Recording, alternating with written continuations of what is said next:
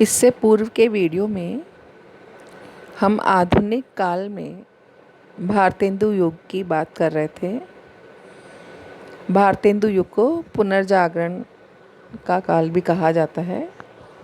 आज उसी की निरंतरता में इस युग की काव्य धारा की विशेषताएं क्या थीं, उसकी चर्चा हम करेंगे। भारतेंदु युगीन कवियों का काव्य फलक अत्यंत विस्तृत है। उनकी रचना प्रवृत्तियाँ एक ओर भक्तिकाल और रीतिकाल से आबद्ध हैं, तो दूसरी ओर समकालीन परिवेश के प्रति जागरूकता का भी उनमें अभाव नहीं है। भारतेंदु काल में निम्नलिखित प्रवृत्तियाँ हमें स्पष्टतः दृष्टिगोचर होती हैं। सबसे पहले राष्ट्रीयता। भारतेंदु युगीन कवियों ने भारतीय इतिहास के गौरवशाली पृष्ठों की स्मृति अनेक बार दिखाई, पर उनकी राष्ट्रीय भावना केवल यहीं तक सीमित नहीं रही। अंग्रेज़ों की विचारधारा और उनकी देशभक्तिपूर्ण कविताओं से भी उन्होंने यथेष्ट प्रेरणा ली, जिसका फल यह हुआ कि क्षेत्रीयता से ऊपर उठकर वे संपूर्ण राष्ट्र की नब्ज को टटोलने लगे। हमारा उत्तम भारत देश, राधाचरण गोस्वामी और धन्य भूमि भारत सब रत्नन की उपजावनी, प्रेम घन आदि काव्य पंक्तियाँ इसी तथ्य को प्रकट करती हैं। देश के उत्कर्ष एवं अपकर्ष के लिए उत्तरदायी परिस्थितियों पर प्रकाश डालकर इस युग के कवियों ने जनमानस में राष्ट्रीय भावना के बीज बपन का महत्वपूर्ण कार्य किया। देशभक्ति की भावना बाद में मैथिली शरणगुप्त कृत भारत भारती में लक्षित हुई।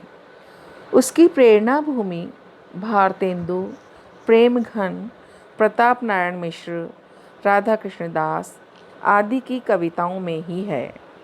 इन कवियों ने अपने प्रतिपाद्य को कहीं व्यंग्योक्तियों के माध्यम से प्रकट किया है, तो कहीं अतीत के प्रेरणादायी प्रसंगों की चर्चा कर युवकों को पुनर्जागरण का मंत्र दिया है।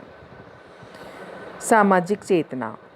भारतेंदु युग के कवियों ने सामाजिक जीवन की उपेक्षा न कर जनता की समस्याओं के निरूपण की ओर पहली बार व्यापक रूप में ध्यान दिया। इसके पूर्व रीतिकाल में राजाओं और सामंतों के आश्रय में लिखित दरबारी काव्य में सामाजिक परिवेश के चित्रण की ओर नगण्य रूप से ध्यान दिया गया था, अर्थात ध्यान नहीं दिया गया था। भारतेंदु युग में नारी शिक्षा, विधवाओं की दुर्दशा, अस्पृश्यता आदि को लेकर जो सहानुभूतिपूर्ण कविताएं लिखी गईं, उनके प्रतिपाद्य की नवीनता ने सहृदय समुदाय को विशेष रूप से आकृष्ट किया।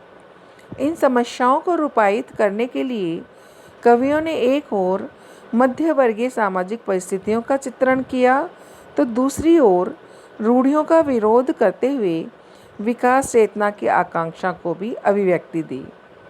किंतु आर्य समाज, ब्रह्म समाज आदि के प्रभाव से इस युग में जो नवीन सामाजिक चेतना उभरने लगी थी और भारतेंदु, प्रेमघन, प्रताप नारायण मिश्र आदि की कविताओं में जिस सुधारवादी मनोवृत्ति की प्रमुखता रही, उसके प्रति सभी कवियों का दृष्टिकोण उदारता समन्वित नहीं था। भारत धर्म कविता में अंबिका दत्त व्यास द्वारा वर्णाश्रम धर्म का दृढ़तापूर्वक अनुमोदन और राधाचरण गोस्वामी द्वारा विभिन्न कविताओं में प्राचीन शास्त्र नीतियों का समर्थन एवं विधवा विवाह का विरोध, ऐसे ही कुछ उदाहरण हैं। युगीन समस्याओं के समाधान के लिए वे परंपरागत धर्मशास्त्र को ही आधार बनाना चाहते थे। अभिप्राय यह है कि सामाजिक परिवेश के चित्रण में कुछ कवियों की दृष्टि सुधारवादी थी, तो कुछ यथास्थितिवादी रहना चाहते थे। इस युग के कवियों ने स्वदेशी उद्योगों को प्रोत्साहन देने और स्वदेशी वस्तुओं का प्रयोग करने पर भी बल दिया। भारतेंदु ने प्रबोधिनी शीर्षक कविता में विदेशी वस्तुओं के बहिष्कार की प्रत्यक्ष रूप में प्रेरणा दी है। देश में अकाल, महंगाई, महामारी तथा करों के बोझ से त्रस्त जनजीवन, परिवार, समाज और देश की क्रमशः बढ़ती हुई हीन अवस्था के चित्रण में कवियों की वाणी अनायास ही करुणा से भीग उठी। इस काल की एक प्रमुख विशेषता है भक्ति भावना। भारतेंदु युग में परंपरागत धार्मिकता और भक्ति भावना को अपेक्षता गौण स्थान प्राप्त हुआ। फिर भी इस काल के भक्ति काव्य को 3 वर्गों में विभाजित किया जा सकता है: निर्गुण भक्ति, वैष्णव भक्ति और स्वदेशानुराग समन्वित ईश्वर भक्ति। इनमें से प्रथम 2 में किसी उल्लेखनीय नवीनता का परिचय न देकर मध्ययुगीन परिपाटी का अनुसरण मात्र किया गया, किंतु भक्ति और देश प्रेम को एक ही समकोण पर प्रतिष्ठित करना किसी सीमा तक संवेदना की मौलिकता का परिचायक है। निर्गुण भक्ति इस काल की मुख्य साधना दिशा नहीं थी।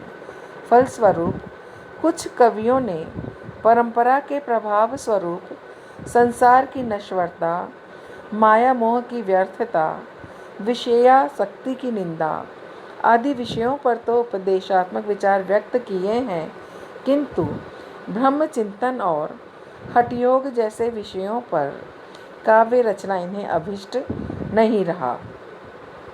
इसके विपरीत वैष्णव भक्ति के अंतर्गत राम, कृष्ण और अन्य देवी देवताओं का वर्णन अनेक कवियों का साध्य रहा। राम काव्य की तुलना में कृष्ण भक्ति काव्य की रचना इस युग में अधिक परिमाण में हुई। इस दिशा में सबसे अधिक योगदान भारतेंदु हरिश्चंद्र का ही है। वे राधा और कृष्ण के अनन्य भक्त थे। वे वल्लभ संप्रदाय में दीक्षित थे। प्रेमघन, अंबिका दत्त व्यास, राधा कृष्ण दास आदि कृष्ण भक्त कवि रहे। राम और कृष्ण से इतर देवी देवताओं, श्रेष्ठ भक्तों और धार्मिक पर्वों की महिमा का वर्णन भी कुछ कवियों को अभिष्ट रहा है। आलोच्य युग के कवियों की तीसरी प्रमुख प्रवृत्ति है देशानुराग व्यंजक भक्ति भावना। सांप्रदायिक मतांतरों से ऊपर उठकर कवियों ने उदारता का परिचय दिया है। यह प्रवृत्ति द्विवेदी काल में और अधिक वर्धमान रही तथा कालांतर में धर्मनिरपेक्षता के आदर्श में परिणत हो गई। भारतेंदु ने जातीयता, राष्ट्रीयता और भक्ति भावना को एक समरेखा प्रदान की। प्रबोधिनी कविता में डूबत भारत नाथ, बेगी जागो अब जागो एवं कहाँ करुणा निधि के सब सोए में केवल भक्ति भावना ही प्रतिपादित नहीं की, अपितु भारत की समकालीन विसंगतियाँ भी उनकी दृष्टि में रही हैं। इस प्रकार ईश्वर भक्ति और देशभक्ति का समन्वय प्रस्तुत किया गया है। श्रृंगारिकता।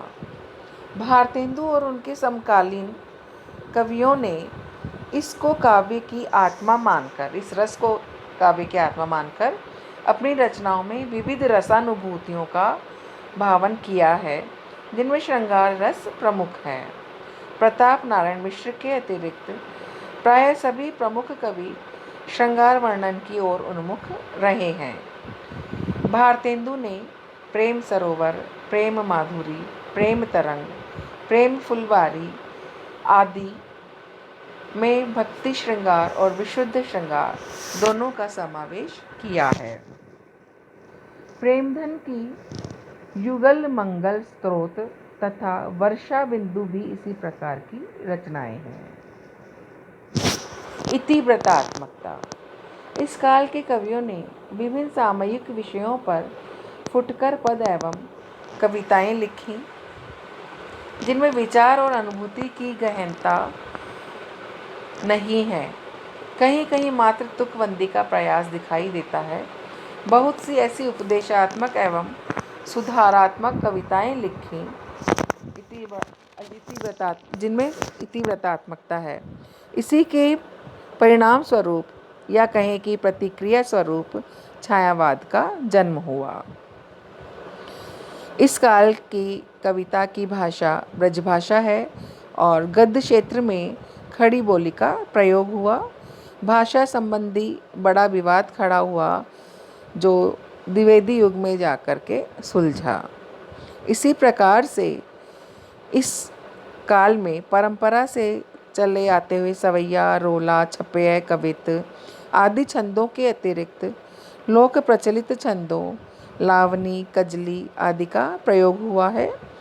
इस क्षेत्र में इस काल में कोई स्वतंत्र एवं नवीन प्रयोग दिखाई नहीं देता। कुल मिलाकर भारतेंदु और उनके मंडल के लेखक प्रधानतः देश प्रेमी, पत्रकार और प्रचारक अधिक हैं, कवि और साहित्यकार कम। भारतेंदु काल की कविता का महत्व वास्तव में जीवन और साहित्य के अनुशीलन की दृष्टि से है। इन कवियों ने अपने कर्तव्यों तथा दायित्वों का पूरा ध्यान रखा है। धन्यवाद।